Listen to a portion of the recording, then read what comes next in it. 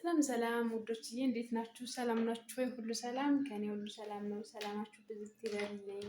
እንዴት ናችሁ ውድ ቤተሰቦቼ፣ ውድ ፋሚሊዎቼ እንዴት ናችሁ? ሁሉ ሰላም ከኔ ሁሉ ሰላም ነው። በያላችሁበት ሰላማችሁ ብዝት ይበልልኝ የኔ ውዶች። እኔም ከእናንተ ናፍቆት በቀር በጣም ሰላም ነኝ፣ በጣም ደህና ነኝ። ሰላማችሁ ብዝት ይበልልኝ በያላችሁበት በዓለም ዳርቻ እና እንዴት ናችሁ? ስራ፣ ጤና ሁሉ መልካም፣ ሁሉ ደህና፣ እግዚአብሔር ይመስገን። እኔ ጋር ሁሉ ሰላም ነው፣ እግዚአብሔር ተመሰገነ ይሁን ውዶችዬ። እና ሰብስክራይብ ላይክ እያደረጋችሁ አበረታቱኝ፣ እሺ አበረታቱኝ። እንግዲህ እናት ኢትዮጵያ እየገብቻለሁኝ በሰላም እንግዲህ ኢትዮጵያ ሆኜ በብዙ ስራ እንደምንገናኝ በብዙ ነገር እንደምንገናኝ ልክ እንደነገርኳችሁ ማለት ነው። ስለዚህ ስራዬን እኔም በደንብ እንድሰራ ማለት ነው። እናንተ አፕሬት እያደረጋችሁኝ ያበረታታችሁኝ ከጎን የሆኑ ማለት ነው። አዳዲስ የሆናችሁ እህትና ወንድሞቼ የኔ ቻናል ቤተሰብ እየሆናችሁ እሺ የቃልዬን ቻናል አሳድጉ ማለት ነው።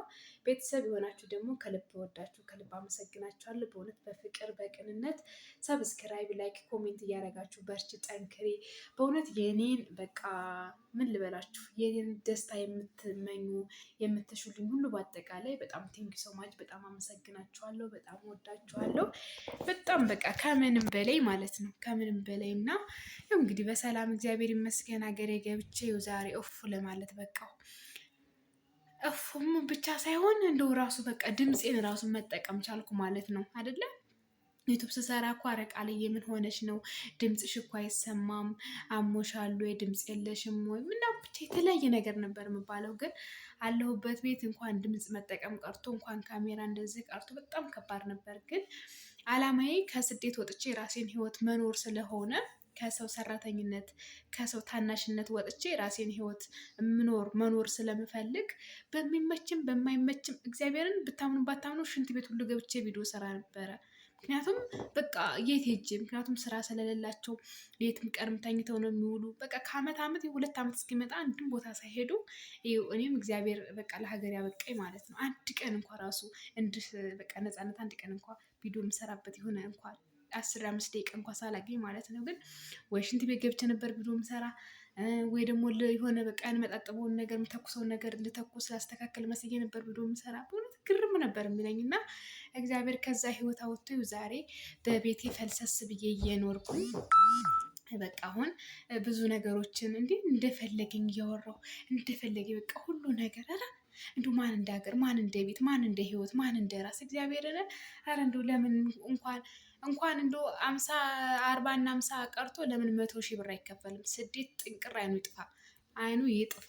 በእውነት በጣም ከባድ ስለሆነ ማለት ነው። እና ውዶችዬ በተለይ በአሁኑ ዘመን እኔ እንጃ በጣም ያው እንደ በቃ አልፎበታል ማለት ይቻላል። አሁን ስደት ሲኬድ ራሱ የሚበላ ሰው ያጣ በቃ የሚበሉት አጥተው ምናምን ነው ይመስላቸው። እዛ አሁን የሆኑ አዳዲስ ልጆች ነበሩ እና በጣም በቃ ዝቅ አድርገው ነው የሚያው ምናምን በቃ የሆነ ታናሽነት እና በቃ ያ ነገር ይሰማችኋል ለእናንተ ማለት ነው። እኛ ግን የምንበላው የምንጠጣው የምንለብሰው አተን ሳይሆን ትንሽ የተሻለ ህይወት በሚል ነው ሁሉም ሰው የሚሄደው። ግን የሄደ ሰው ነው የሚያውቀው፣ ያልሄደ ሰው እዚህ ሆኖ አያውቅም አይረዳም። እና እውነት ሁላችሁንም በስደት ዓለም ያላችሁ እህቶቼ ለሀገራችሁ ያብቃችሁ።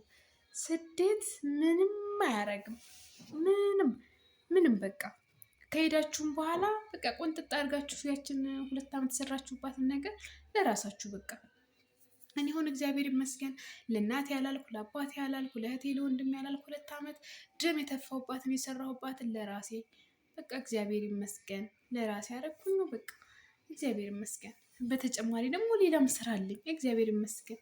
ዩቱቤንም እየሰራሁ ነው። ስለዚህ ሰው እንደዚህ ነው መሆን ያለበት ማለት ነው። እንደዚህ ካልሆን ከሰው ሀገር ከቅጥር ህይወት ከስደት አንወጣም። መጀመሪያ ራሳችን አውጥተን ለራሳችን ስንኖር ነው ለሰው መድረስና ማውጣት የምንችል ማለት ነው። እና ውዶችዬ ይሄን ነው የምላችሁ። እና እንትን ግን እሰራላችኋለሁ እሺ።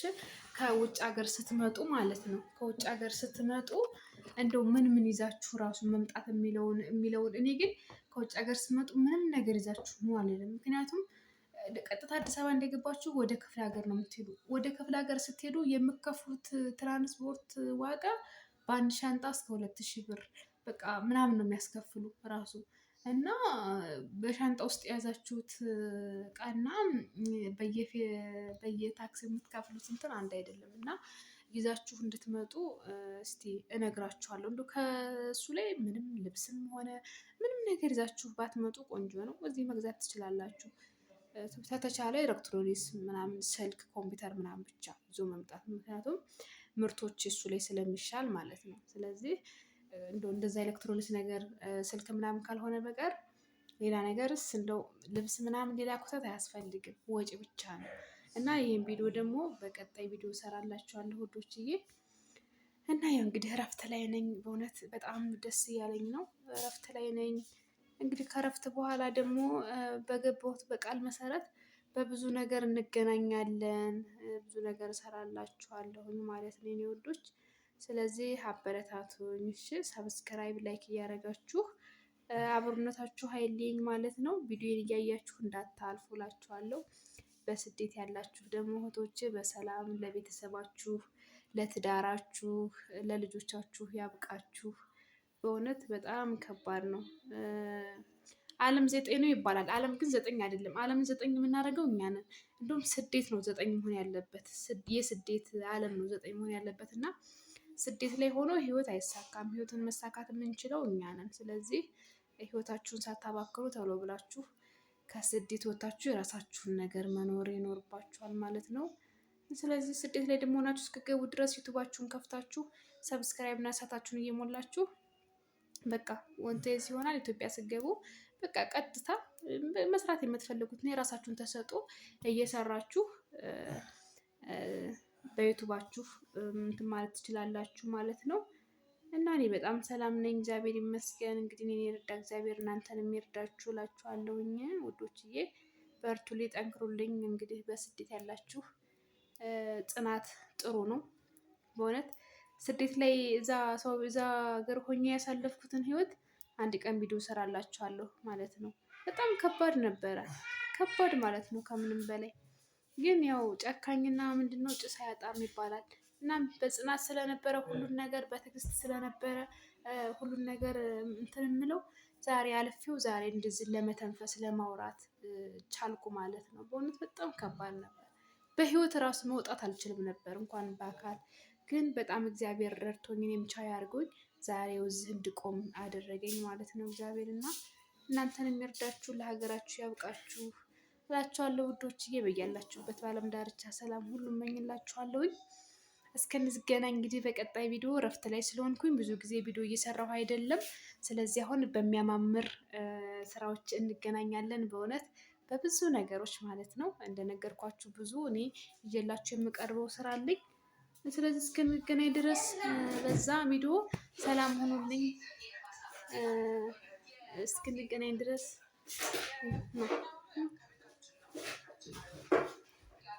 ይኒማ ታሪ ላሳያችሁ። ናስኪ ወደዚህ ናስኪ ላስተዋውቅህ። ናስቲ ሰላም በላቸው። ናስቲ ልጄ ላሳያችሁ ነበር። እንግዲህ ሌላ ቀን አሳያችኋለሁኝ። ገና እየለመደኝ ስላልሆነ ነው አሁን የሚያቀርበኝ እና እግዚአብሔር ይመስገን። በእውነት ልጅ ያላችሁ በልጃችሁ ተጽናንታችሁ እንደኔ በሰላም ሀገራችሁ ትገባላችሁ።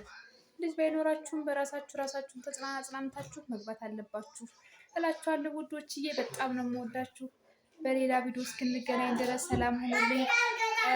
ከስደት ስትመጡ ምን ይዛችሁ መምጣት እንዳለባችሁ እና እሱን አሁን በቀጣይ ቪዲዮ እሰራላችኋለሁ ማለት ነው ውዶችዬ። አሁን ትንሽ ድካም ላይ ስለሆንኩኝ እረፍት ላይ ከዛ ስመጣ ትንሽ እንትን ብሎ የነበረ ያን ትንሽ ህመሜንም እንትን ልበለው ብዬ ነው።